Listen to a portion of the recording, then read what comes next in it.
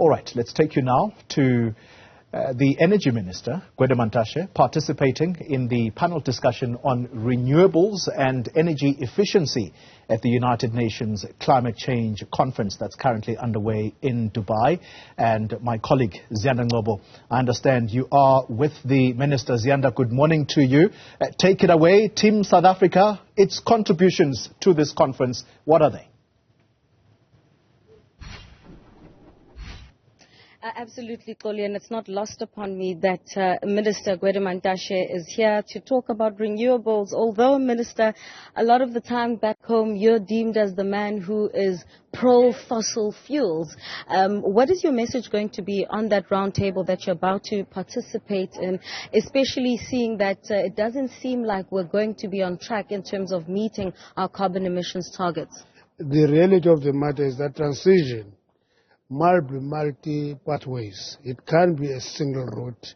If we take one technology, we are going to collapse our capacity. So my message is that we must have a balanced approach. We must balance renewables with baseload technologies and produce electricity that is sustainable. That is my message.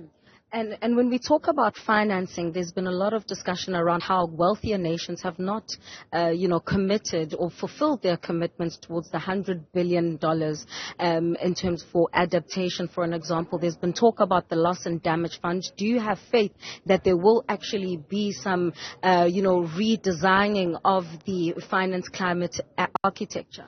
Actually, that is the reason that we talk about transitioning at our pace and rate that we can afford as individual countries. It cannot be one fits all. Every country must transition in terms of its ability, in terms of its pace, and in terms of its rate. So that is the reason for that, is because if you depend on external intervention for funding, it means you may not be able to cope with them. Actually, they may not give you the money. And if you get the money, you may be pressured to run at a pace and a speed that you cannot afford. So we must transform in our own pace at a rate that South Africa can afford.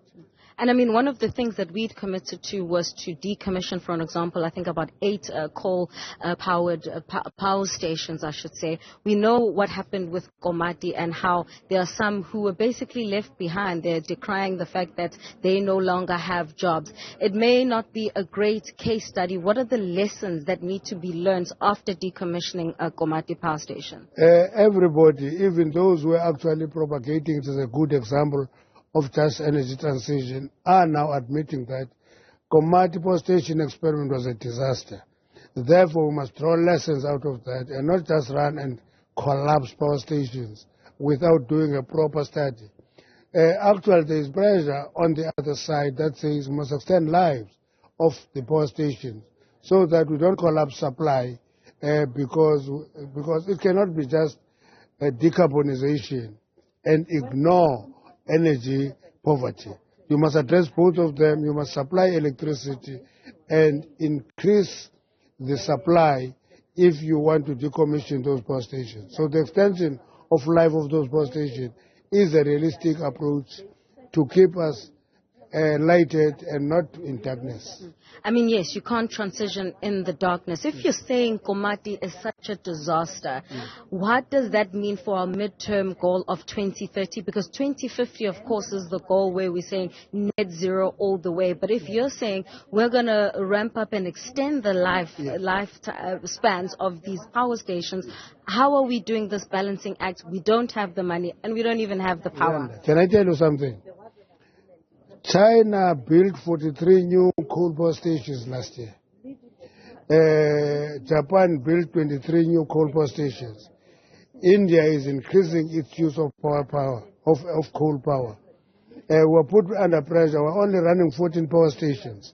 So therefore that pressure is on the weakest and actually on the poorest. And that is where unfairness is. And one of the principles that we're going to be preaching is the importance of agreeing. If there is an agreement, that is a basis for working together. And if we undermine agreement and put more pressure beyond what is agreed upon, then we're going to run into problems. We are agreeing on moving from high carbon emission to low carbon emission. Everybody agrees. Where there is always a conflict is when developed economies want to impose accelerated movement out of fossils, for example. And you find that developing countries are not ready for that. They must be given time and space to move to lower carbon emission at their own pace. I suppose then you would be one of those that supports ramping up nuclear energy. That's a part of the discussions that has been taking place on the sidelines here to say, well, it's already part of our energy mix, but definitely some of the wealthier nations are talking about nuclear. Even Germany, which dumped nuclear, going back to nuclear, because nuclear is not, is actually a clean form of energy. It doesn't pollute energy environment. Therefore, it is important to look into nuclear. I am one of the believers that nuclear is a solution to a great extent if it's combined with other technologies. That's why we believe on a multi-pathway transition. And access to these technologies not necessarily easily available, especially from the global north.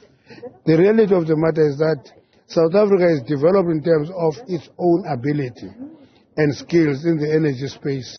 Actually, if you go to the Middle East, you go to Egypt, many of those power stations are driven by South Africans. So we've got their capacity, we've got the ability, we've got the skills. Therefore, there's nothing that stops us from moving there. That's why, for example, Reactor 1 in Quebec is back on track. It is beginning to be filled up and pumped up. And that tells you the ability of South Africa in energy space. All right. That's Minister Gwede Mantashe speaking before a panel discussion that he's going to participate in regarding renewable energy. But you can hear that the minister leaning towards, fossil fuels, talking about other countries that have actually opened and recommissioned coal power stations. Komati, a disaster case study, the decommissioning of that plant in Mpumalanga. You'll know we have about 15 coal power plants, and he's saying that this should be done at our own pace, at our own time. Ziyanda Ngcobo, live for us there in Dubai, and the Minister of Energy there, not mincing his words indeed. Ziyanda Ngcobo, thank you very much. The decommissioning of the Komati power station has been a disaster, according to Gwede Mantashe.